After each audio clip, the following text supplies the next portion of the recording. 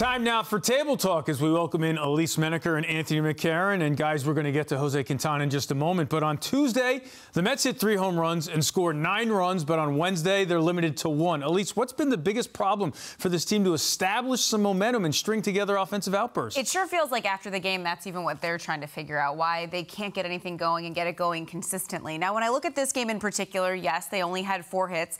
They were up against one of the best pitchers in the game. And I know he's coming back from an injury, and it's been a slow go for him to start. But look, this is still someone who has the best pure stuff, or some of the best pure stuff that you're going to see. With that said, when I think back to this game, like I said, a few hits, but the defense, that's for me really where it started, and it just wasn't the cleanest play. And so that's for me like where I go to first.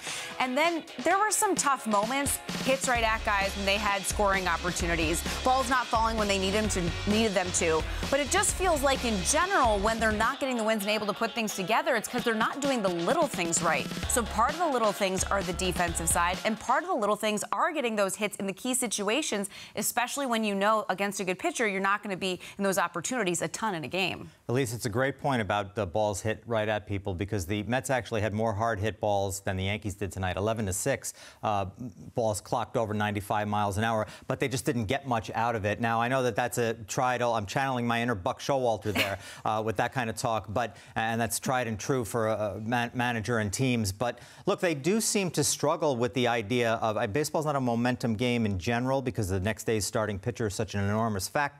But they do seem to struggle with getting on a roll. I mean, we think to that back to that 6-game winning streak of theirs, where everybody, I think me included, thought like, okay, now we're going to see the real Mets here, and we've never seen the real Mets. So maybe the inconsistent team is the real Mets, which is not really great with about a week to the trade deadline. I wonder how Wee Willie Killer would have figured it out in this day and age, with no one worried about exit velo back when it was hit them where they ain't. All right, Elise touched on this. Jeff McNeil made some highlight reel plays in right field, but Anthony, another night. For a sloppy night for the Mets in the field. And there have been so many of them, too, this year, Eamon, and we really did not expect that, I think, coming in after we watched a lot of crisp baseball by the 2022 Mets. Look, I mean, Mark Vientos at third, he's not a regular major league third baseman right now. He hasn't been getting a lot of opportunities there. I'm sure he's nervous because he's got to produce offensively to get any chances in the lineup, but he made a couple of really bad plays today. I mean, the throwaway there, he also should have probably thrown home in that instance, and then he had another throwaway in the game as well. And then you see Jeff McNeil there throwing the ball through when he shouldn't have. That run was going to score easily. That was just a gift base for the Yankees there. I mean, McNeil had a wonderful night apart from that defensively with the home run rob on Glaber and the sort of stumble slide catch, and then the really nifty throw that didn't end up getting the runner at the plate. But yeah, there's too much sort of stuff that's missing here with the Mets. Sloppy night after night, unfortunately. It's so hard to explain a team so crisp last year, making so many mental mistakes in the field and base running. It's a complete reversal of fortune. Well, and look, it's going to come with the territory when you have younger guys playing at third base. We've seen it with Brett Beatty as he's going through the learning curves. Then you see it tonight with Vientos, where, again, it's just about the timing. Someone who's only played at the big leagues, third base, a few times, and so he's still kind of developing those instincts.